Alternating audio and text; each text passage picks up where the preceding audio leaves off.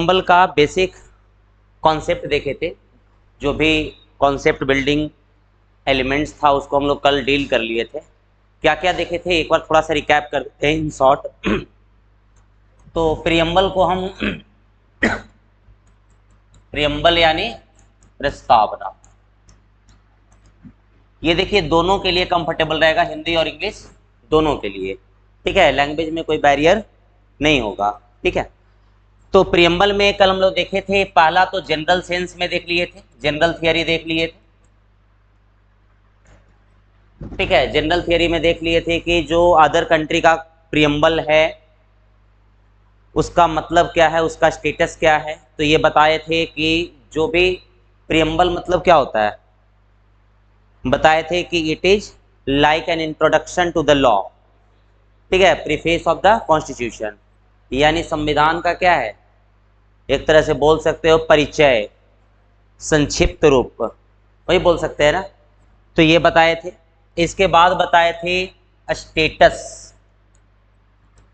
कि हमारे संविधान में प्रियम्बल का स्टेटस क्या है, क्या संविधान का भाग माना जाता है, is preamble a part of constitution. दूसरा बताए कि ये जो है इसको अमेंड किया जा सकता है या नहीं किया जा सकता है, कैन प्रियम्बल बी अमेंडेड। ठीक है, और फिर अप्रोच देखे थे सुप्रीम कोर्ट का, कि इसको लेकर के प्रियम्बल को लेकर के सुप्रीम कोर्ट का क्या क्या जजमेंट रहा है। जैसे 1960 बेरूबारी केस में क्या बोला गया था, प्रियम्बल बताओ, प्रियम्बल के बारे में। Preamble is not a part of constitution. ठीक है, वही अगर हम बात करें केशवानंद भारती केस में, बताओ अमेंडमेंट कर सकते हैं कि नहीं कर सकते हैं, कर सकते हैं। ठीक है, बशर्ते बेसिक स्ट्रक्चर का वायलेशन ना हो। ठीक है, यही बताए थे। आज हम लोग देख लेते हैं उसके आगे। देखिए, जिनका भी छूट गया होगा थोड़ा सा, तो सर्वोदय आईएएस के चैनल पर वीडियो पड़ा हुआ है कल वाला, कल पूरा क्लास का रिकॉर्डिंग हुआ था, वो थोड़ा सा आप लोग देख लीजिएगा, जो भी डाउट वगैरह होगा वो हम बता देंगे। ठीक है, तो आज देखते हैं। देखिए, बेसिक स्ट्रक्चर की कल बात निकला था, बेसिक स्ट्रक्चर,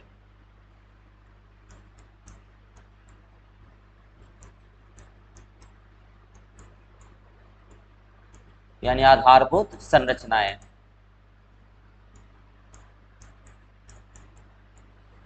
यही ना, ये बताए थे कि संविधान जो है कुछ पिलर्स पर खड़ा है। संविधान का जो फिलॉसफी है, आइडियल्स है, ठीक है, वो क्या है, कुछ पिलर्स पर खड़ा है, जिसको क्या बोला गया, बेसिक स्ट्रक्चर। अगर बेसिक स्ट्रक्चर को हटा दिया जाए तो जो फिलॉसफी ऑफ कॉन्स्टिट्यूशन है वो पूरा क्या हो जाएगा, बदल जाएगा। जो आइडियल्स है वो क्या होगा, बदल जाएगा। ठीक है, तो ये बात Supreme Court Kesavananda Bharati case में दिए थे। किस केस में दिए थे, केशवानंद भारती केस में। कब हुआ था, 1973। इसमें ये जजमेंट आया था बेसिक स्ट्रक्चर के बारे में। ठीक है, कि कुछ ऐसे संविधान में आदर्श हैं, कुछ ऐसे फिलॉसफी हैं जिसको चेंज नहीं किया जा सकता है। ठीक है, तो अब बताओ कि क्या प्रियम्बल को, प्रस्तावना को बेसिक स्ट्रक्चर माना गया, प्रियम्बल को बेसिक स्ट्रक्चर माना गया। तो सुप्रीम कोर्ट जो है प्रियम्बल को बेसिक स्ट्रक्चर के रूप में कंसीडर नहीं किया। ठीक है, यानी ये बोले कि preamble is not a basic structure, लेकिन प्रियम्बल जो है एक सोर्स है जो बेसिक स्ट्रक्चर के बहुत सारे कंपोनेंट को अपने पास रखता है। जैसे अगर हम बात करें तो प्रियम्बल में लिखा हुआ है आपका रिपब्लिक। ठीक है, यानी गणतंत्र। इसमें लिखा हुआ है आपका सेक्युलरिज्म, सेक्युलर। ठीक है, यानी धर्मनिरपेक्ष। तो सुप्रीम कोर्ट का क्या बोलना है कि preamble is not a basic structure, यानी संविधान की जो प्रस्तावना है वो आधारभूत संरचना में शामिल नहीं होता है। ठीक है, तो किस में शामिल होगा? तो इसमें क्या है कि आपका जो वर्ड्स इसमें है, प्रियम्बल में जो वर्ड्स है, जैसे रिपब्लिक है, सेक्युलर है, ये बेसिक स्ट्रक्चर का पार्ट है। यानी हम बोल सकते हैं कि preamble is not a basic structure but preamble is the source of many components of basic structure. ठीक है, it means judiciary takes guidelines from the preamble, यानी जुडिशियरी क्या करेगी जब उसको बेसिक स्ट्रक्चर के बारे में उसको डील करना है तो कहाँ से वो गाइडलाइन ले सकती है? प्रियम्बल से ले सकती है। ठीक है, जैसे रिपब्लिक के बारे में कोई जजमेंट देना है तो प्रियम्बल को एक बेस बना सकती है, यानी वहाँ से एक गाइडलाइन ले सकती है। तो हम यहाँ पर क्या बोलेंगे, अगर इसके स्टेटस की बात किया जाए, प्रियम्बल के स्टेटस की बात किया जाए, तो प्रियम्बल क्या है? बेसिक स्ट्रक्चर नहीं है, लेकिन ये प्रियम्बल जो है कई कंपोनेंट, बेसिक स्ट्रक्चर के कई कंपोनेंट का क्या है? सोर्स है। ठीक है, दूसरा चीज, इसके आगे बढ़ते हैं। अब बात आता है, एक आता है जस्टिसिएबल और दूसरा आता है इनफोर्सिएबल। जस्टिसिएबल मीन्स होता है न्यायोचित हिंदी में, और इनफोर्सिएबल मीन्स होता है प्रवर्तनीय।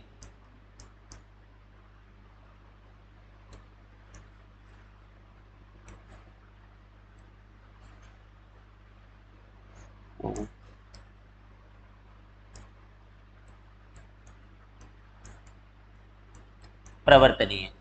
अब देखिएगा, ये जस्टिसिएबल और इनफोर्सिएबल, ये दो वर्ड हम बताए थे शुरुआत में ही कि जस्टिसिएबल मीन्स क्या होता है कि अगर किसी भी चीज़ को इम्प्लीमेंट नहीं किया जा रहा है तो उसे लेकर के हम कहाँ लेकर के जाएंगे? जुडिशियरी के पास। उसको क्या बोलेंगे? जस्टिसिएबल। अगर कोई भी चीज़, जैसे फंडामेंटल राइट का अगर वायलेशन होता है तो हम कहाँ चले जाते हैं? सुप्रीम कोर्ट के पास। इसका मतलब फंडामेंटल राइट क्या है? जस्टिसिएबल है, यानी न्यायोचित है, और फिर सुप्रीम कोर्ट क्या करेगी? उसको इन्फोर्स करती है, उसको लागू करती है।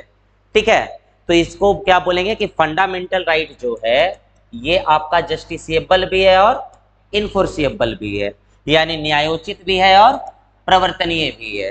ठीक है, फंडामेंटल राइट की बात कर रहे हैं। लेकिन अगर प्रियम्बल की बात करें कि प्रियम्बल के किसी भी पार्ट को अगर इम्प्लीमेंट नहीं किया जा रहा है तो क्या उस पर जुडिशियरी एक्शन ले सकती है या हम लोग जुडिशियरी के पास जा सकते हैं? तो ऐसा नहीं है।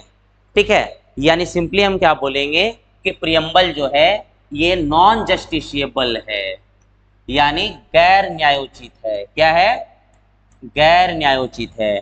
और प्रियम्बल जो है नॉन इन्फोर्सिएबल है, यानी इसको हम क्या बोलेंगे? गैर प्रवर्तनीय है। ठीक है, तो इसका स्टेटस यही है। जैसे डीपीएसपी आगे पढ़ाएंगे, राज्य के नीति निर्देशक तत्व, directive principle of state policy, तो वो भी क्या है? DPSP is neither justiciable nor enforceable. ठीक है, तो जस्टिसिएबल और इन्फोर्सिएबल का मीनिंग यही समझ लो कि अगर उसको इम्प्लीमेंट नहीं किया जा रहा है तो हम कहाँ जा सकते हैं? जुडिशियरी के पास, यानी सुप्रीम कोर्ट के पास जा सकते हैं और वो उसको क्या करेगी? इन्फोर्स करेगी। ठीक है, तो ये क्या है? नॉन जस्टिसिएबल और नॉन इन्फोर्सिएबल। तो हम यहाँ पर अब कुछ इन शॉर्ट लिख लेते हैं। ठीक है, प्रियम्बल के बारे में, यानी प्रस्तावना के बारे में, इसके स्टेटस को। पहला चीज ये बताइए कि प्रस्तावना संविधान का भाग है? अभी प्रेजेंट कॉन्टेक्स्ट में है। केशवानंद भारती केस में क्या बोला गया था कि preamble is a part of our constitution. ठीक है, यानी अभी वर्तमान परिप्रेक्ष्य में देखा जाए तो प्रस्तावना क्या है? संविधान का भाग है। प्रस्तावना किसका भाग है? संविधान का भाग है, यानी preamble is a part of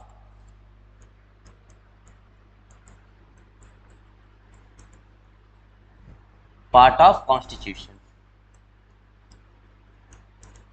ठीक है, preamble is a part of constitution. Second क्या बताएं, क्या इसमें अमेंडमेंट हो सकता है?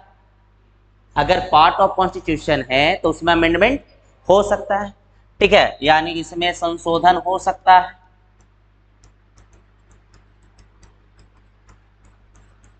संविधान के भाग है तो यानी कैन बी अमेंडेड। ठीक है, लेकिन क्या इसमें लिमिटेशन क्या है? Basic structure. ठीक है, यानी केशवानंद भारती केस में सुप्रीम कोर्ट का यह वर्डिक्ट था कि आप संविधान के किसी भी हिस्से को संशोधित कर सकते हैं, अमेंडमेंट कर सकते हैं, बशर्ते जो बेसिक स्ट्रक्चर है संविधान का उसका वायलेशन नहीं होना चाहिए। जैसे ये बिल्डिंग है, बिल्डिंग में आप कुछ भी चेंजेज ला सकते हैं। हो सकता है कि यहाँ पर आप विंडो एक और लगा सकते हैं, हो सकता है दरवाजा इधर से लगा सकते हैं। ठीक है, हो सकता है बीच में ऊपर छत में कुछ ओपन जगह छोड़ सकते हैं। ठीक है, लेकिन क्या होगा जब चारों पिलर को आप हटा दें, ठीक है, तो क्या हो जाएगा? नीचे आ जाएगा। तो ये वही कंडीशन है कि संविधान के आप किसी भी हिस्से को बदल दीजिए, हमको कोई लेना देना नहीं है। ठीक है, तो लेना देना किससे है? जो पिलर है। ठीक है, अगर पिलर को हम गिरा देंगे तो उस कंडीशन में क्या होगा? पूरा बिल्डिंग कोलैप्स कर जाएगा। तो इसी तरीके से संविधान में कुछ बेसिक स्ट्रक्चर हैं, अगर उनमें हम किसी तरह से संशोधन करते हैं, किसी तरह से सुधार करेंगे तो क्या हो जाएगा? संविधान का जो मीनिंग है, जो उसका फिलॉसफी है, वो पूरा का पूरा क्या हो जाएगा? चेंज हो जाएगा। ठीक है, तो ये बात यानी संशोधन हो सकता है। किस आर्टिकल के तहत संशोधन हो सकता है? आर्टिकल 368। ठीक है, चलिएगा थर्ड में क्या बताया, बताओ। क्या परिवर्तनीय है? इनफोर्सिएबल है? नहीं है। ठीक है, यानी क्या बोलेंगे? Non enforceable. ठीक है, लाइक डीपीएसपी। फिर क्या बोले? न्यायोचित है? न्यायोचित है? नहीं है, यानी क्या है? गैर न्यायोचित। अब देखो यहां से स्टेटमेंट फ्रेम करेगा क्वेश्चन में। ठीक है, यहां से आप देखिए प्रियम्बल के बारे में लिखेगा कि which one of the following statement is correct या इनकरेक्ट। ठीक है, तो अगर आपको ये बेसिक चीजें पता है प्रियम्बल के बारे में तो उसमें गलत नहीं होगा। ठीक है, यानी सिंपल सी बात है, ये 3-4 preamble is a part of our constitution. किस केस से आया? तो केशवानंद भारती केस से आया, केशवानंद भारती केस से आया।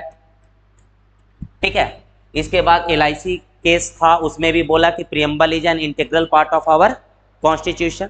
यानी 1973 के बाद जितने भी जजमेंट आए सुप्रीम कोर्ट को, सबने प्रियम्बल को संविधान का भाग माना, यानी they all have considered preamble as a part of our constitution. ठीक है, इसमें कोई दिक्कत नहीं। चलिए, तो ये अभी तक जो था वो लीगल स्टेटस था। ठीक है, ये लिखना है इन शॉर्ट। ठीक है, लिखते लिखते आप लोग लिख लिया कीजिए थोड़ा सा। अब इसके बाद हम लोग आगे चलते हैं, आ जाइए। देखिएगा, अब इसके आगे अगर हम बात करें प्रियम्बल के, यानी फिर से वही प्रस्तावना।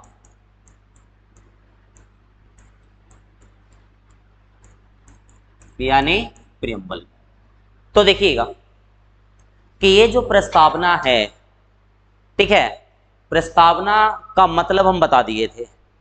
थोड़ा सा इसको और इंट्रोडक्शन से ले चल करके आज इसका हिस्टोरिकल कॉन्टेक्स्ट देखते हैं, इसका ऐतिहासिक परिप्रेक्ष्य देखेंगे कि भारत के संविधान में प्रस्तावना कैसे शामिल किया गया। ठीक है, तो ये देखते हैं। तो देखिएगा, प्रियम्बल को हम ऐसे बोल सकते हैं कि प्रियम्बल जैसे जितना भी किताब एक प्रीफेस से स्टार्ट होता है ना। कोई भी किताब देखोगे तो देख शुरुआत में क्या रहता है? प्रीफेस लिखा हुआ। वो प्रीफेस में क्या क्या होता है? किताब के बारे में पूरा डिटेल होता है।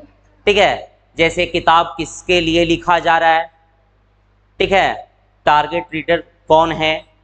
मतलब अगर हम सिविल सर्विसेज का कोई बुक निकाले तो सिविल सर्विसेज के बुक में पहला पेज में जो रहेगा लेखक की कलम से या प्रीफेस जो भी है, उसमें आपका पूरा फिलॉसफी लिखा हुआ रहता है, किताब क्या कहना चाहता है।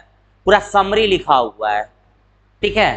तो preamble is just like preface, जिस तरह से किताब में आगे आपका प्रीफेस रहता है ना, ठीक है। कोई किताब है अभी यहाँ पर, देना, देखो उसको आगे बढ़ाना,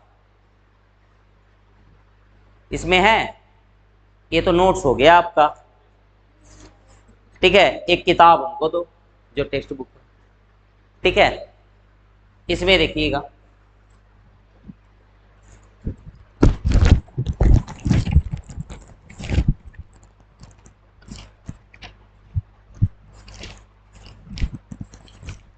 एक्नॉलेजमेंट, देखिएगा क्या है, प्रीफेस लिखा हुआ है। अब ये जब प्रीफेस पढ़ लीजिएगा तो पता चलेगा कि ये किताब किस चीज़ के लिए डिजाइन किया गया है, ठीक है। किताब में क्या क्या कंटेंट है, ठीक है। फिर इसमें आपका रहेगा कि ये किताब जो है, तो किताब का एक समरी आपको यहाँ लिख दिया गया, यानी एक पेज से आप पूरा किताब के बारे में समझ सकते हैं। तो इसी को क्या बोला जाता है, प्रीफेस।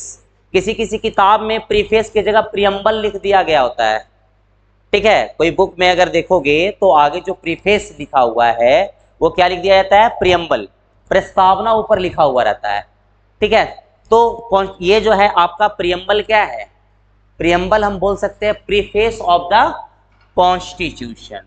क्या है, प्रीफेस ऑफ द कॉन्स्टिट्यूशन। अब ये क्या रखेगा, यानी ये प्रस्तावना संविधान का क्या है, सबसे पहला पन्ना है। अब जब संविधान का अगर पहला पन्ना है तो बताओ क्या क्या रखेगा, हम बोल सकते हैं it contains philosophy and summary of the constitution, बोल सकते हैं कि नहीं बोलेंगे, ठीक है। क्या बोलेंगे, इट कंटेन्स समरी एंड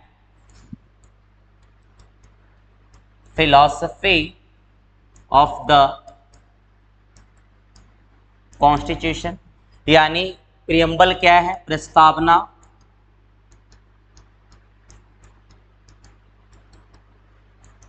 संविधान का दर्शन, संविधान का दर्शन एवं संक्षिप्त रूप है।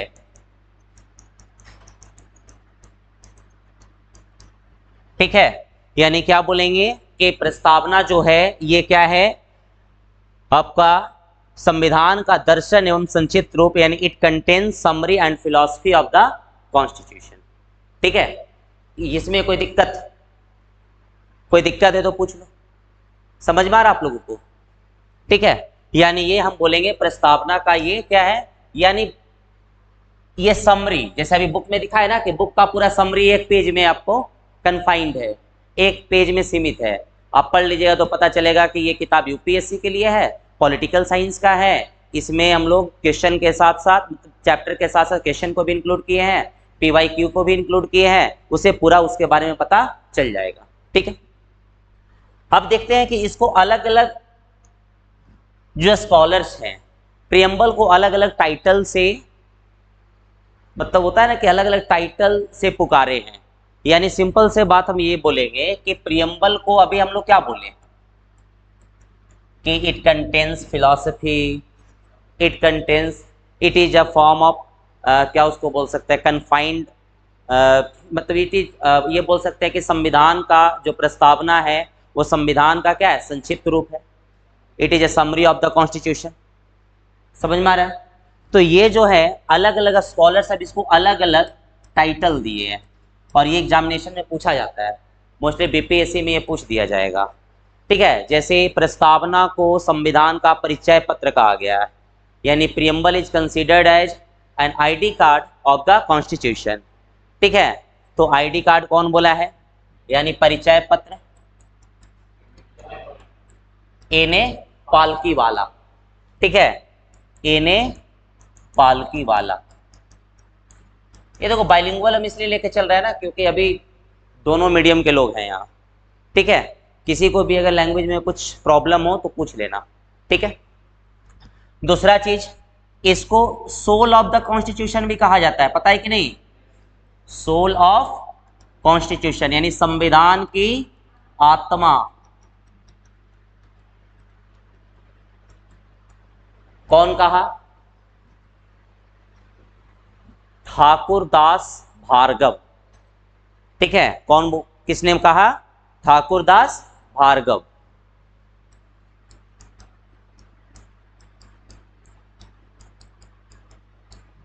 ठीक है, देखिएगा संविधान की आत्मा। अब यहां से एक क्वेश्चन और आएगा, यहां पर थोड़ा सा कंफ्यूजन वाला कंडीशन है।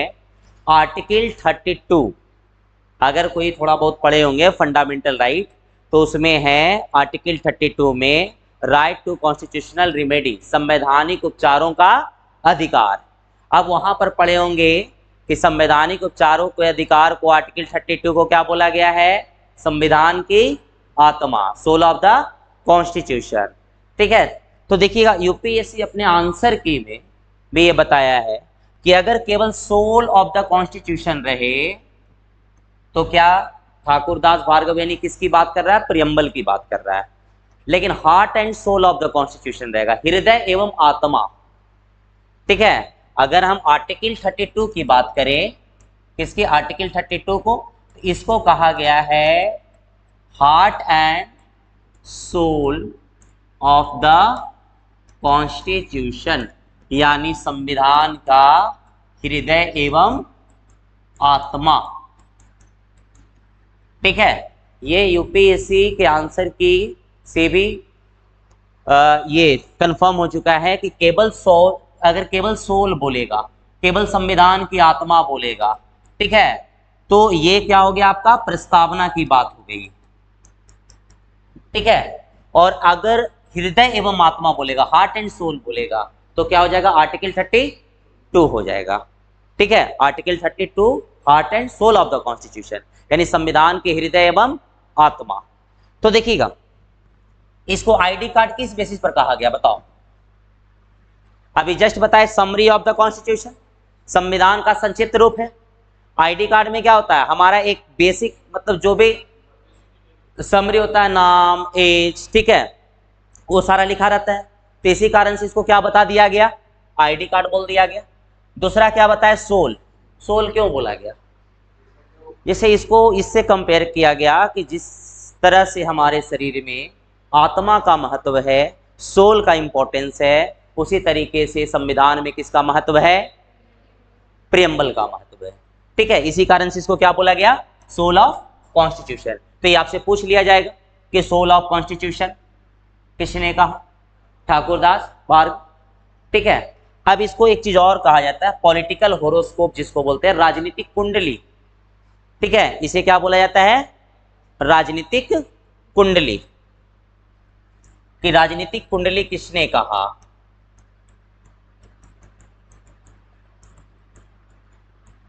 यानी पॉलिटिकल होरोस्कोप बोलते हैं ना।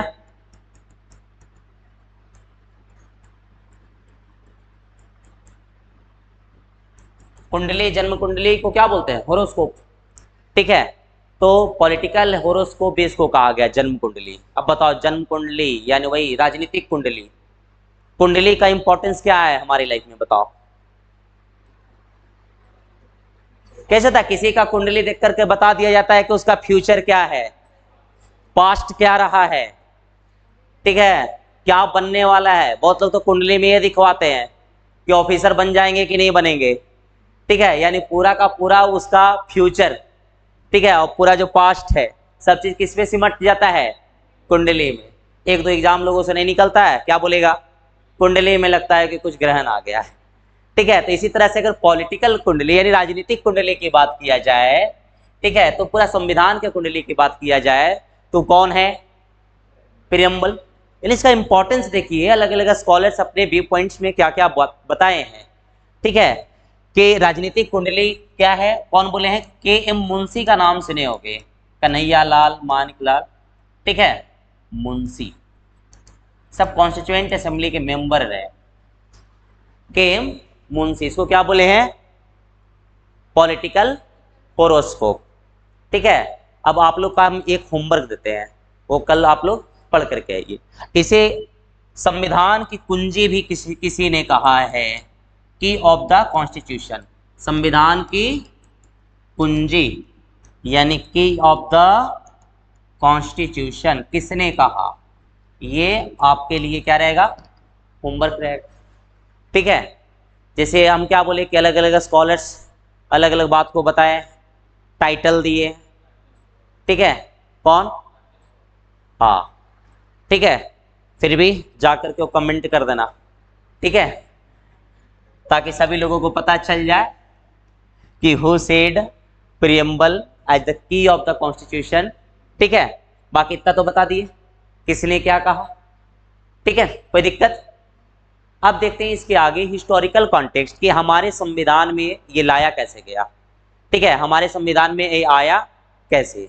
ठीक है, चलिए इसको देखते हैं। तो ये तो पता है कि भारत का जो संविधान है, ठीक है, वो कैसा संविधान है, लिखित, यानी रिटेन कॉन्स्टिट्यूशन। अभी हम लोग हिस्टोरिकल कॉन्टेक्स्ट देख रहे हैं कि संविधान में प्रस्तावना को लाया कैसे गया। ठीक है, तो उसका एकदम बेसिक से हम लोग देख रहे हैं कि कैसे आया है, ये प्रियम्बल को कैसे ऐड किया गया है। ठीक है, तो पहला चीज क्या बताया कि Indian constitution is a written constitution. Written constitution किसको बोलेंगे, हम बताए थे फर्स्ट क्लास में, रिटेन कॉन्स्टिट्यूशन लिखित संविधान किसे बोलेंगे,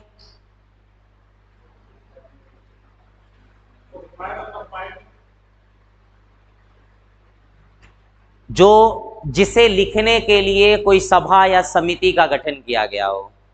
ठीक है, the constitution which has been written by any assembly that is constituent assembly. ठीक है, तो लिखित संविधान उसे कहते हैं जिसे लिखने के लिए संविधान सभा का गठन किया गया है। ठीक है, अनरिटेन कॉन्स्टिट्यूशन में भी रिटेन पार्ट होता है, ये दिमाग में मत रखिएगा कि जो अलिखित संविधान है उसमें लिखा हुआ हिस्सा नहीं है, ये दिमाग में रखना ही नहीं है। ठीक है, लिखा हुआ संविधान में भी कुछ अलिखित हिस्सा है, जैसे पहला दिन कन्वेंशन बताए थे। ठीक है, फर्स्ट जो बेसिक क्लास में जो बता रहे थे उसमें कन्वेंशन बताए थे, यानी हम क्या बोलेंगे, जो रिटेन कॉन्स्टिट्यूशन है, जो लिखित संविधान है, उसमें भी कुछ अलिखित चीजें हैं जो हम लोगों को समझना पड़ता है, उसको कन्वेंशन कहते हैं। और जो अलिखित संविधान है उसमें भी कुछ रिटेन पोर्शन है। ठीक है, जैसे ब्रिटेन की संविधान कैसा है, अलिखित, लेकिन उसमें भी रिटेन पोर्शन है। तो अब डिफ्रेंशिएट कैसे करेंगे कि कौन कॉन्स्टिट्यूशन रिटेन है और कौन अनरिटेन है, तो उसको देखने के लिए सिंपल सा फंडा है कि जो संविधान संविधान सभा के द्वारा लिखा गया या किसी कमिटी के द्वारा लिखा गया, ठीक है, जो एक बार में लिखा गया उसे क्या बोलेंगे, लिखित संविधान, रिटेन कॉन्स्टिट्यूशन। यानी सिंपली रिटेन कॉन्स्टिट्यूशन है तो इसको किसने लिखा है, संविधान सभा ने।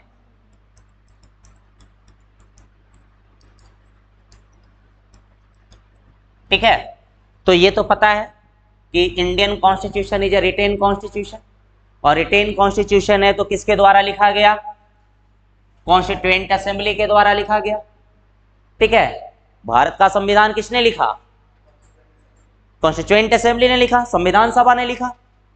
ठीक है, तो इसका जो पहला संविधान सभा का जब चुनाव हो गया, कॉन्स्टिट्यूएंट असेंबली का जब चुनाव हो गया, तो जो पहला इसका सेशन हुआ, ठीक है, कब हुआ,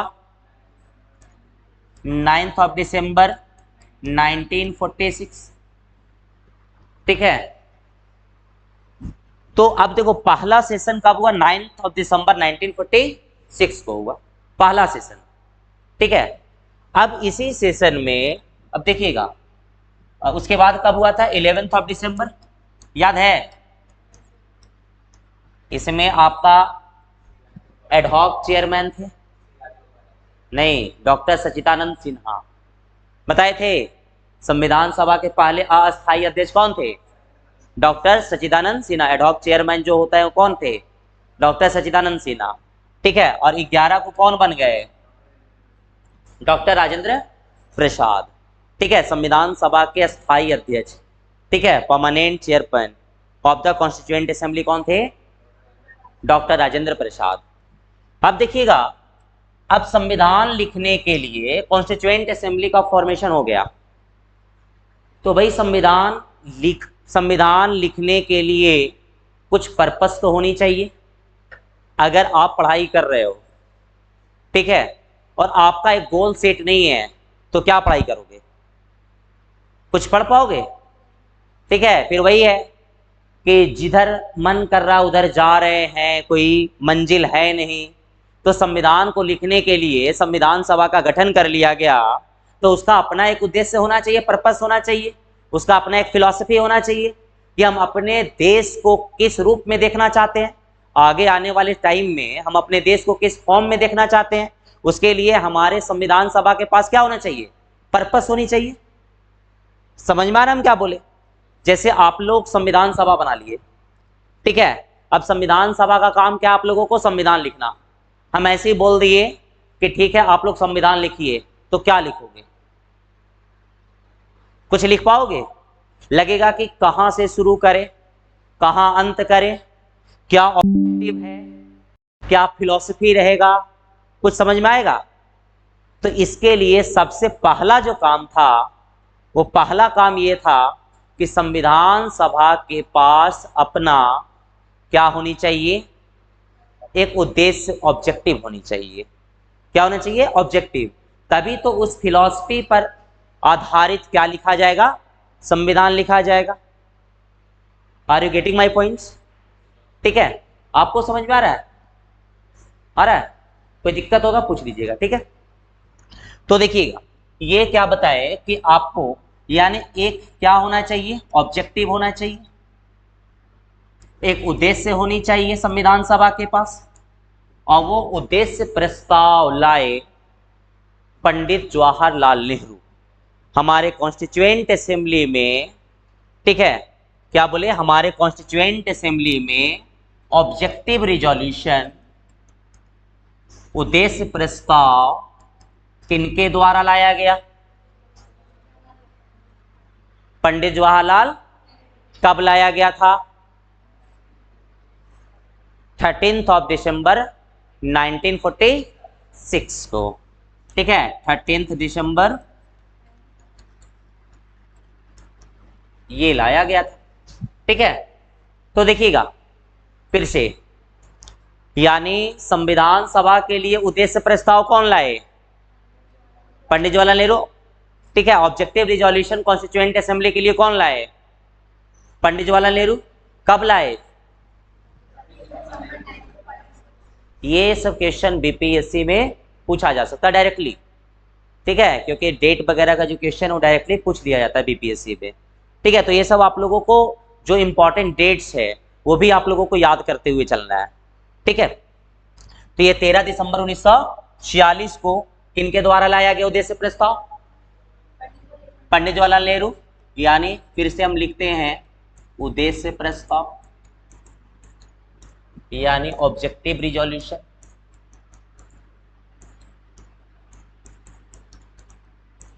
ठीक है, किनके द्वारा कब लाया गया? 13 दिसंबर 1946। किनके द्वारा लाया गया? पंडित जवाहरलाल नेहरू जी के द्वारा लाया गया। अब जब ऑब्जेक्टिव, जैसे आप लोग कॉन्स्टिट्यूएंट असेंबली बना लिए, आप लोग अपने आप को मान लिए कि we are the members of constituent assembly, अभी प्रेजेंट कॉन्टेक्स्ट की बात करें तो आप लोगों के पास हम मान लेते हैं कि लाए हैं उद्देश्य प्रस्ताव कि देखिए मेरा मानना है कि संविधान के लिए ये उद्देश्य होने चाहिए। तो आप लोग क्या ऐसे ही उसको अप्रूव कर दोगे कि डिबेट एंड डिस्कशन होगा?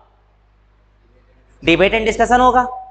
तो डिबेट एंड डिस्कशन करने के बाद इसको संविधान सभा के द्वारा पास कर दिया गया, कॉन्स्टिट्यूएंट असेंबली के द्वारा पास कर दिया गया।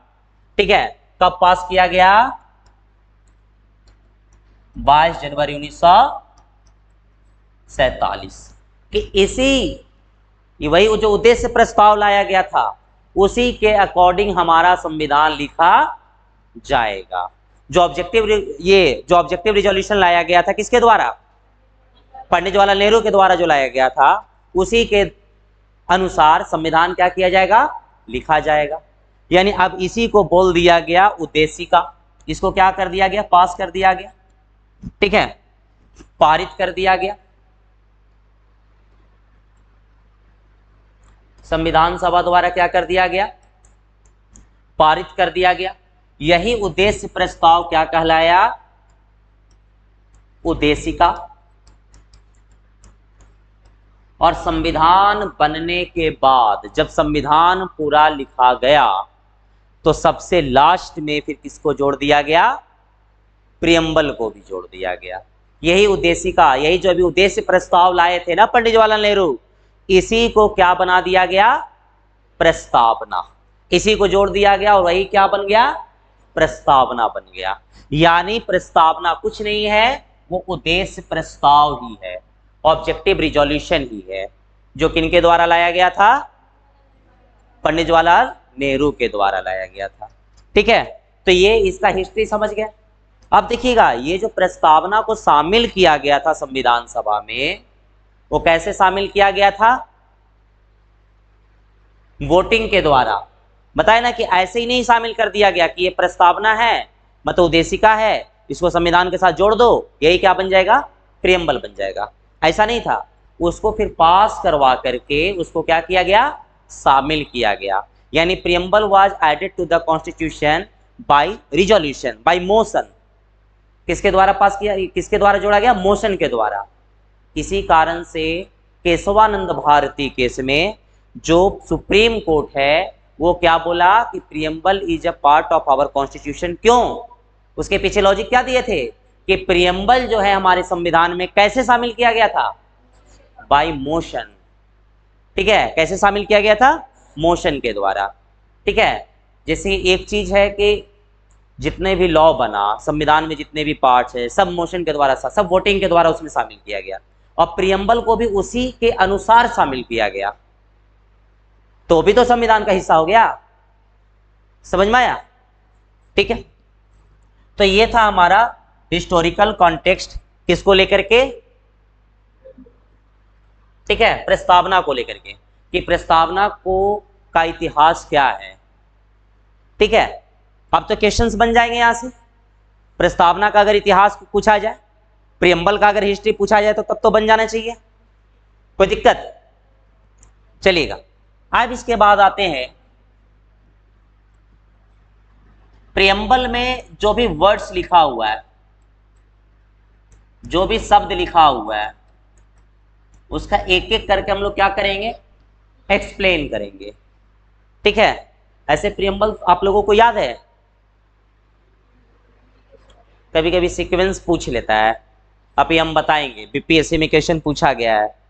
ठीक है, इसमें अमेंडमेंट वगैरह तो सब बता दिए।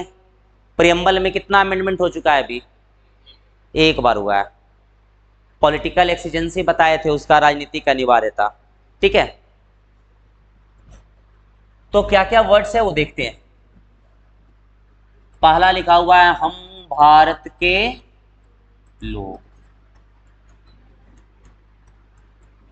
इसको क्या बोलते हैं, वी द पीपल ऑफ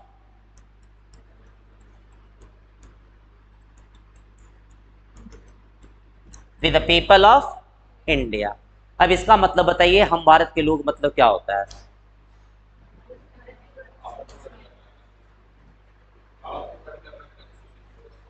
हाँ, यानी सिंपल से हम भारत के लोग का सिंपल मतलब है कि we the people are the source of our constitution. ठीक है, संविधान को शक्ति कौन दिया है, हम लोग, जनता ने दिया है। कोई एलियन पावर के द्वारा संविधान हम लोग पर इम्पोज नहीं किया गया है, कोई विदेशी के द्वारा हमारे ऊपर संविधान जबरदस्ती लागू नहीं किया गया है। ये हम लोग थे जो संविधान सभा के सदस्यों को चुने, और संविधान सभा के सदस्य संविधान को लिखा। ठीक है, और वही संविधान हम लोगों के लिए लागू किया गया, यानी we people were the source of the constitution. ठीक है, यानी इसमें हम क्या बोलेंगे कि संविधान के शक्ति का स्रोत कौन है, जनता। ठीक है, यानी we the people of India are the source of constitution. देखो कॉन्स्टिट्यूशन को हम लोग क्या किए, मतलब कॉन्स्टिट्यूशन जो है हम लोग के द्वारा ही उसको क्या दिया गया है, पावर दिया गया है। फिर बाद में हम लोगों को क्या किया, उस कॉन्स्टिट्यूशन को मान रहे हैं, ठीक है, अडॉप्ट किए, यानी किसी के द्वारा जबरदस्ती ये संविधान लागू नहीं किया गया। तो बताओ ये लेजिटिमाइज है, यानी संविधान को हम लोगों ने कंसेंट दे दिया है। तो बताओ संविधान कभी गलत हो सकता है? कभी गलत नहीं होगा। जो हम लोग कभी कभी ब्लेम करते हैं कि संविधान में ये चीज गलत लिखा हुआ, गलत लिखा हुआ नहीं है, ठीक है, उसको एग्जीक्यूट करने का जो प्रोसेस है उसमें गलती हो रहा है। संविधान कभी गलत नहीं होगा, क्योंकि हम लोग अपना कंसेंट ऑलरेडी दे चुके हैं, जिसको एक बार हम सही ठहरा दिए हैं, फिर तुम उसमें खामियां ढूंढोगे तो ऐसा होगा? नहीं होगा, ठीक है। तो कभी भी कॉन्स्टिट्यूशन गलत नहीं होगा। अगर कोई काम गलत हो रहा है तो उसको समझ लो कि जो मतलब उसका एग्जीक्यूशन का जो प्रोसेस है, उसको लागू करने का जो प्रक्रिया है, उसमें कहीं खामी आ रहा है, ठीक है। तो अमेंडमेंट क्या हो रहा है कि मतलब ऐसे बोले ना कि समय बीतने के साथ जो सिनेरियो है वो क्या हो रहा है, चेंज हो रहा है, तो उसके अनुसार संविधान को लेना। यानी कॉन्स्टिट्यूशन को कहा जाता है कि constitution is a living document. अगर अमेंडमेंट हम लोग कर रहे हैं तो क्यों कर रहे हैं, तो लिविंग डॉक्यूमेंट है। अभी प्रेजेंट कॉन्टेक्स्ट में अगर किसी तरह का चेंजेज आया तो उसके अनुसार तो उसको लागू करना पड़ेगा ना। तो इसी कारण से क्या उसमें रखा गया, अमेंडमेंट रखा गया। अमेंडमेंट का पावर किसके पास है, पार्लियामेंट के पास है, ठीक है। और इंटरप्रेट करने का पावर किसके पास है, जुडिशियरी यानी सुप्रीम कोर्ट के पास, अपर जुडिशियरी हाई कोर्ट और सुप्रीम कोर्ट के पास, ठीक है। तो ये हो गया आपका with the people of India, ठीक है, यानी यहां जनता सुप्रीम है, ठीक है, यहां जनता सुप्रीम है, ठीक है। चलो देखो अब इसके बाद इसमें कोई दिक्कत था नहीं ना, यानी हम ही लोग संविधान को क्या दिया, वैसे भी जनता, जनता से बड़ा कोई है ही नहीं, पूरा सरकार को पलट करके रख देंगे, ठीक है। तो लेकिन यहां मतलब ये पूछा हुआ क्वेश्चन है, the people of India means the source of the constitution is the citizen of India. समझ में आ रहा है? दूसरा है आपका सॉवरेन, यानी क्या है, संप्रभु, संप्रभुता, ठीक है।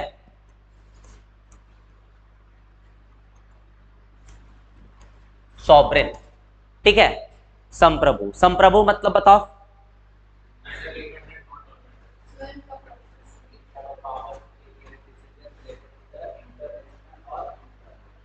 इंटरनल, यानी ये क्या है, संप्रभु मतलब कोई भी देश किसी भी तरह के डिसीजन लेने में अपने आप में स्वतंत्र है, कोई उसको इंटरफेयर नहीं करेगा, ठीक है। तो उसको क्या बोलेंगे, सॉवरेन यानी संप्रभु, ठीक है, यानी कोई भी इंटरफेयर नहीं करेगा। जैसे कुछ एग्जाम्पल हम देते हैं कि हम लोग जम्मू कश्मीर से आर्टिकल 370 क्या किए, हटा दिए। पाकिस्तान का कुछ कंसर्न था, ठीक है, तो हम लोगों ने क्या बोला, we are free to take any decision, ठीक है, हम लोग अपने टेरिटरी में कोई भी डिसीजन ले सकते हैं, इसमें आप कौन होते हैं बोलने वाले, ठीक है। यानी कोई इसके बारे में, यानी हमारे डिसीजन को लेकर के कोई इंटरफेयर नहीं करेगा। अब यहां पर तो बताओ भारत क्या संप्रभु देश है? चलिए अब कुछ एग्जाम्पल हम लेते हैं।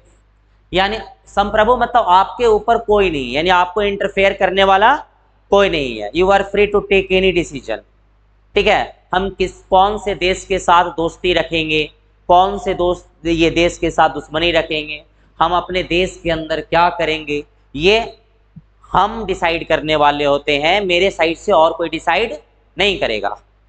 जैसे अभी तुम लोग बोलोगे कि हम सिविल सर्विसेज का प्रिपरेशन कर रहे हैं, मान लेते हैं अभी यहाँ से निकलोगे, फूफा जी आ गए घर में, बोलेंगे क्या कर रहे हो, तो बोलो सिविल सर्विसेज का प्रिपरेशन कर रहे हैं, तो बोलेगा देखो कंपटीशन बहुत टफ है, बेकार तुम चुन लिए, ठीक है, पहले कोई छोटा जॉब ले लेना चाहिए, उसके बाद ये कर लेना चाहिए, तब वहां बोलो कि आई एम सॉवरेन।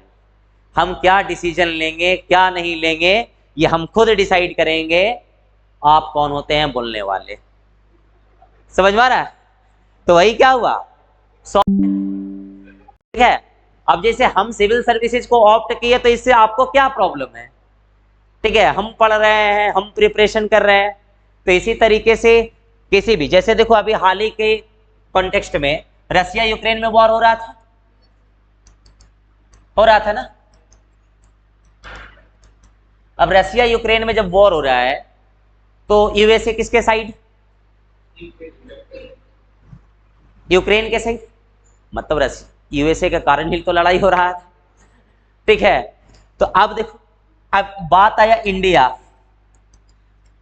तो इंडिया अब किधर स्टेप लेगा, ठीक है। तो इंडिया जो है वो ऐसा नहीं है कि रसिया के साथ दोस्ती तोड़ लेगा, अभी यूएसए के साथ क्लोज है, ठीक है, लेकिन ये दोनों को क्या कर रहा है, बैलेंस करके चल रहा है।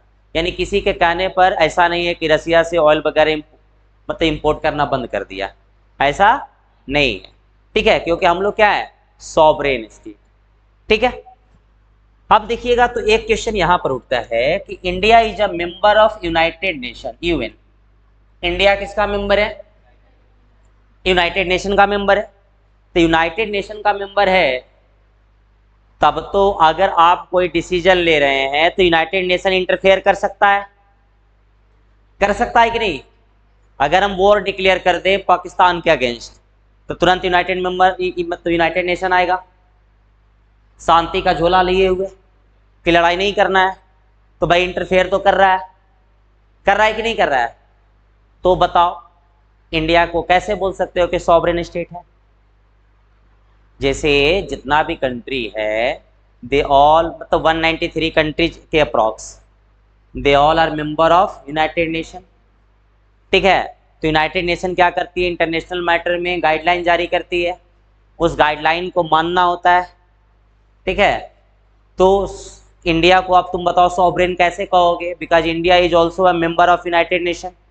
भारत भी यूनाइटेड नेशन का क्या है, मेंबर है। तो अगर कोई भी अगर स्टेप लेता है इंटरनेशनल लेवल पर तो मे बी यूनाइटेड नेशन का इंटरफेयर हो सकता है। तो हम कैसे बोलेंगे कि इंडिया क्या है, सॉवरेन, इंडिया सॉवरेन कैसे है बताओ।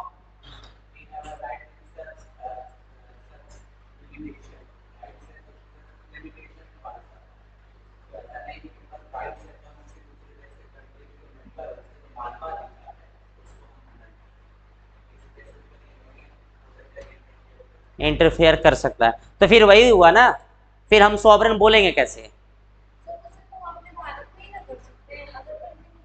नहीं तो अदर कंट्री में जैसे अगर मान लेते हैं कि कोई कंट्री है, ठीक है, हमारे ऊपर मतलब कोई किसी तरह से अटैक कर रहा है तो हम तो उसको बदला लेंगे ना।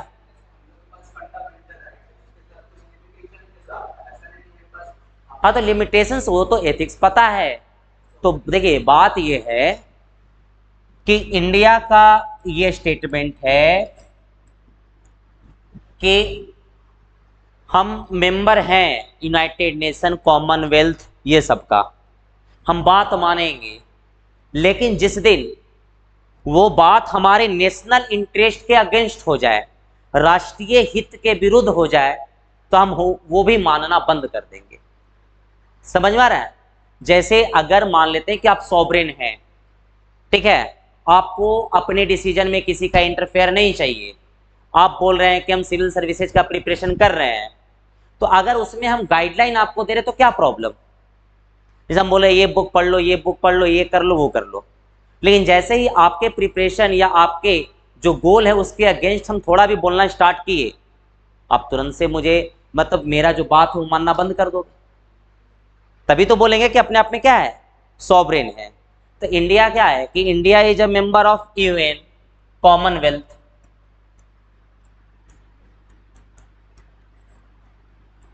ठीक है। इंडिया किसका मेंबर है? यूनाइटेड नेशन का, कॉमनवेल्थ का, ठीक है। तो ये जो है, तो इंडिया ये सब की बात को सुनेगा, लेकिन जैसे ही बात नेशनल इंटरेस्ट के अगेंस्ट आएगी, राष्ट्रीय हित के अगेंस्ट आएगी, ये सब का बात भी सुनना बंद कर देगी, ठीक है। तो इस मायने में हम क्या बोल सकते हैं कि इंडिया जो है वो क्या है? सॉवरेन स्टेट है। समझ में आ रहा है? कोई दिक्कत? यानी India is a sovereign state. किसी को कोई प्रॉब्लम है तो बताओ, कोई दिक्कत नहीं? चलिए आगे बढ़ते हैं। तो मेन यही है, यानी नेशनल इंटरेस्ट इज द, क्या उसको बोल सकते हैं, मतलब राष्ट्रीय हित जो है ये सर्वोपरि है, यानी national interest is the foremost criteria, ठीक है, कि हम अपना डिसीजन किस तरह से लेने वाले हैं। यानी हम अपने डिसीजन के द्वारा किसी दूसरे के डिसीजन को हम या तो मान भी सकते हैं या नहीं भी मान सकते हैं। कोई दिक्कत इसमें? चलिएगा, अब इसके बाद अगर हम बात करें, एक टर्म आता है,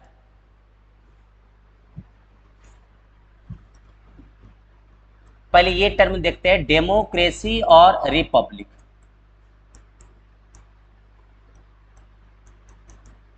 ये दो है, डेमोक्रेटिक, रिपब्लिक, ठीक है। और रिपब्लिक के बारे में तो हम बहुत बताए भी थे, फर्स्ट क्लास में ही बताए थे, ठीक है। वही तो अब बताओ, रिपब्लिक यानी इसको बोलेंगे हिंदी में गणतंत्र,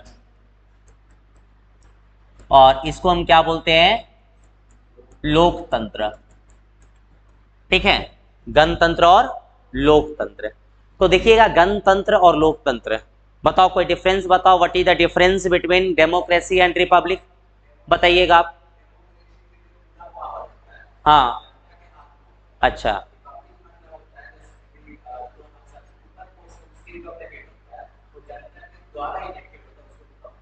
रिपब्लिक बोलेंगे, ठीक है। देखिएगा, अब बताते हैं इसको शुरू से। पहले हम देख लेते हैं कि देखिएगा, हम लोग जिस सिस्टम में है उसको बोलते हैं पार्लियामेंट्री फॉर्म ऑफ गवर्नमेंट। आगे पढ़ाएंगे, पार्लियामेंट्री फॉर्म ऑफ गवर्नमेंट,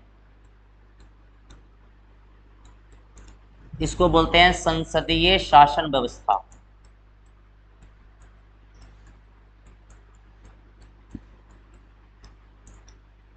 संसदीय शासन व्यवस्था, इसमें दो तरह के हेड होते हैं, ठीक है। एक नॉमिनल हेड होते हैं और एक रियल हेड होते हैं, ठीक है। क्या होंगे? एक नॉमिनल हेड होते हैं और दूसरा क्या होता है? Real head. यानी एक हो गए नाम मात्र का प्रधान और दूसरा क्या हो गया? वास्तविक, ठीक है। अब देखिएगा, nominal head, nominal head India में कौन है? इसको बोला जाता है कॉन्स्टिट्यूशनल हेड, संवैधानिक प्रधान। यानी इसको एक चीज और बोलेंगे, कॉन्स्टिट्यूशनल हेड, यानी संवैधानिक, संविधान के अनुसार हेड कौन है? संवैधानिक प्रमुख। और ये आपका क्या है? रियल हेड, ठीक है। अब जो नॉमिनल हेड और ये जो कॉन्स्टिट्यूशनल हेड है, यही है आपका हेड ऑफ द स्टेट, यानी राज्य का प्रमुख। और जो रियल हेड है ये है हेड ऑफ द गवर्नमेंट, ठीक है। हेड ऑफ द गवर्नमेंट क्या होता है? Real head. इसको हम बोलेंगे हेड ऑफ द गवर्नमेंट, यानी इसको बोलेंगे सरकार का प्रमुख। क्या हो गया? सरकार का प्रमुख। अब जो राज्य का प्रमुख होता है वो कौन होता है? राष्ट्रपति। अगर इंडियन कॉन्टेक्स्ट की बात करें तो, ठीक है, प्रेसिडेंट, यानी आपका कौन हो गया? राष्ट्रपति, ठीक है। और सरकार का प्रमुख कौन है? पीएम, है ना। सरकार का प्रमुख कौन है? पीएम। और राष्ट्र का प्रमुख कौन है? प्रेसिडेंट। ठीक है, तो हम क्या बोलेंगे? पार्लियामेंट्री फॉर्म ऑफ गवर्नमेंट में दो तरह का हेड होंगे, एक को नॉमिनल हेड बोला जाता है, दूसरे को रियल हेड बोला जाता है। नॉमिनल हेड को क्या बोलते हैं? कॉन्स्टिट्यूशनल हेड, यानी संवैधानिक प्रमुख। ठीक है, और रियल हेड आपका रियल, यानी इसको बोलते हैं हेड ऑफ द गवर्नमेंट। जो रियल हेड है वही क्या है? Head of the government. जैसे पीएम, पीएम को कहा जाता है कि हेड ऑफ द गवर्नमेंट, और प्रेसिडेंट को कहा जाता है हेड ऑफ द स्टेट। ठीक है, तो यहां पर आप देखिएगा कि जहां पर head of the state elect होता है, राज्य का प्रमुख अगर निर्वाचित होते हैं, ठीक है, राज्य का प्रमुख अगर निर्वाचित होते हैं तो उसको क्या बोलते हैं? गणतंत्र। इसी को हम क्या बोलेंगे? रिपब्लिक। ठीक है, क्या बोलेंगे? रिपब्लिक यानी गणतंत्र। ठीक है, क्या बोलेंगे? रिपब्लिक यानी गणतंत्र। ठीक है, तो एक सिंपल सा मीनिंग देखो, गणतंत्र के बारे में बता रहे हैं। अगर कोई पूछे कि गणतंत्र क्या होता है, तो where head of the state is elected, जहां राज्य का प्रमुख क्या होते हैं? निर्वाचित। जैसे भारत में राज्य के प्रमुख कौन है? प्रेसिडेंट। तो प्रेसिडेंट इंडिया में कैसे बनते हैं? इलेक्ट होकर के बनते हैं। इलेक्शन होता है प्रेसिडेंट के लिए। ठीक है, जब इलेक्शन होता है तो हम क्या बोलेंगे? भारत कैसा देश है? गणतंत्र यानी रिपब्लिक। ठीक है, इंडिया क्या है? रिपब्लिक। ये क्वेश्चन पूछा हुआ है, पूछा है कि किसी भी देश का गणतंत्र होने का अर्थ है, ठीक है, रिपब्लिक मीन्स, तो उसमें लिखा हुआ है कि राज्य का प्रमुख निर्वाचित होते हैं। ठीक है, एक जगह ऐसे लिखा है, मतलब इंडियन कॉन्टेक्स्ट की बात नहीं कर रहे, क्वेश्चन में ऐसे लिखा हुआ है रिपब्लिक मीन्स राष्ट्रपति निर्वाचित होते हैं, दूसरा राज्य का प्रमुख निर्वाचित होते हैं। तो क्या लगाओगे? Head of the state. ठीक है, जैसे इंडिया में हेड ऑफ द स्टेट क्या है? राष्ट्रपति। ब्रिटेन में हेड ऑफ द स्टेट क्या है? महारानी, सम्राट, क्वीन, वही है ना। ब्रिटेन में राष्ट्रपति का कोई पोजीशन है? नहीं है, लेकिन हेड ऑफ द स्टेट है।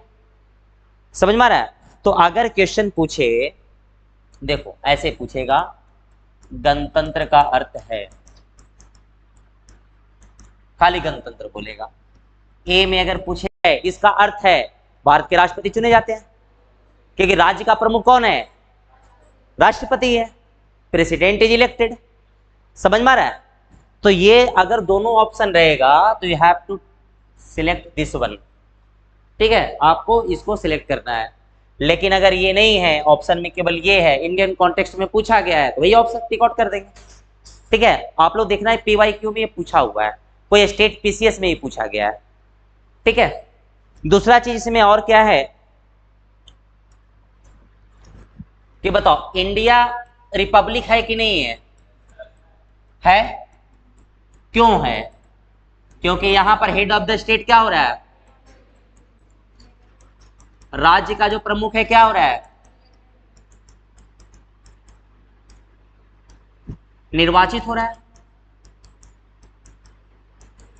राज्य के प्रमुख यहां पर कौन है? राष्ट्रपति है। ठीक है, तो इंडिया क्या है? रिपब्लिक है। अगर ब्रिटेन की बात करें तो बताओ, ब्रिटेन क्या है?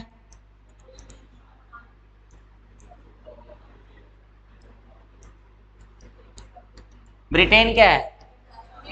रिपब्लिक है? नहीं है। क्यों नहीं है? क्योंकि वहां head of the state elect नहीं होते हैं। वहां जो महारानी होती है वंशानुगत होती है, पीढ़ी दर पीढ़ी चलते रहता है। ठीक है, तो यानी हम क्या बोलेंगे? ब्रिटेन रिपब्लिक है? नॉट अ रिपब्लिक, यानी गणतंत्र नहीं है। गणतंत्र नहीं है। क्यों नहीं है? क्योंकि हेड ऑफ द स्टेट वहां पर कौन है? महारानी यानी क्वीन। वो क्या इलेक्ट होती है? नहीं। यानी महारानी का इलेक्शन नहीं होता है, नॉट इलेक्टेड। जब महारानी का इलेक्शन नहीं होता है तो बताओ ब्रिटेन रिपब्लिक है? नहीं है। जब रिपब्लिक नहीं है तो क्या है? यानी ये जो आपका ब्रिटेन में क्या है? मोनार्की यानी राजतंत्र। हाँ वही बता रहे हैं अभी। ठीक है, क्या है? मोनार्की।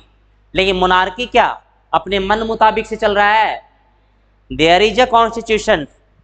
ठीक है, गाइडलाइन के लिए हम बताए थे कॉन्स्टिट्यूशनल गवर्नमेंट, संवैधानिक सरकार क्या होती है?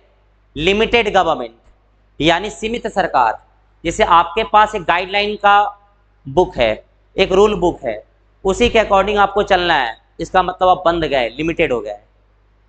जैसे भारत का जो सरकार है उसके पास संविधान के अनुसार चलने की अनुमति है, यानी लिमिटेड गवर्नमेंट है।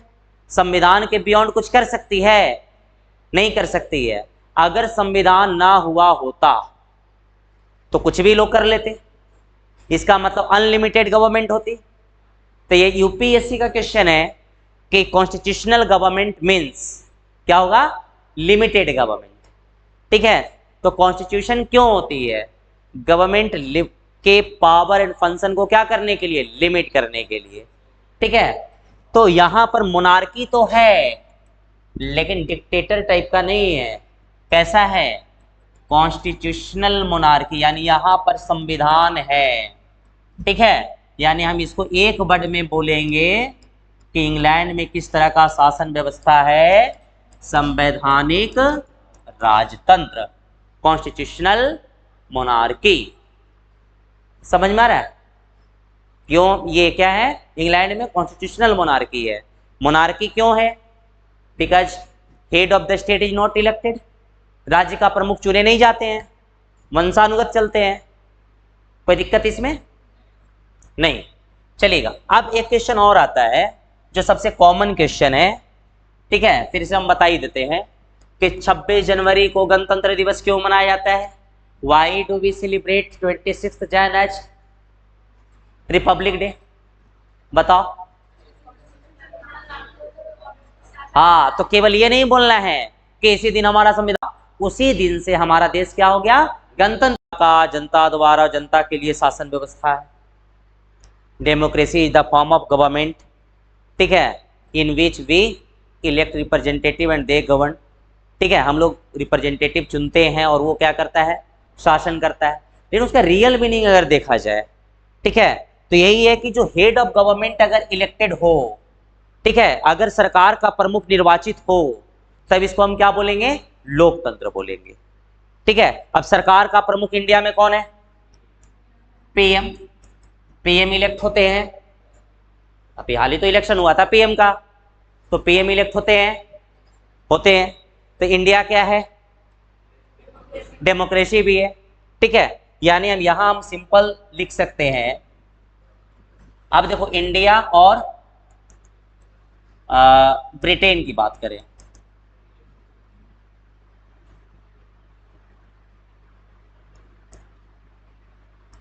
यही हो गया ना।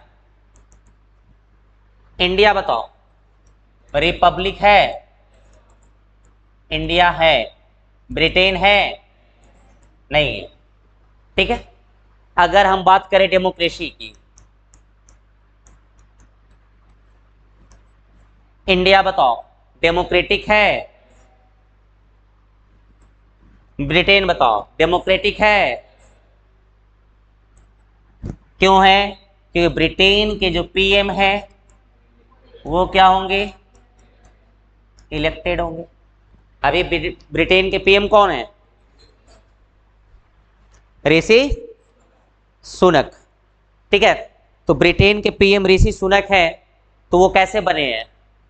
By election. तो इलेक्शन से बने, इसका मतलब क्या हो गया?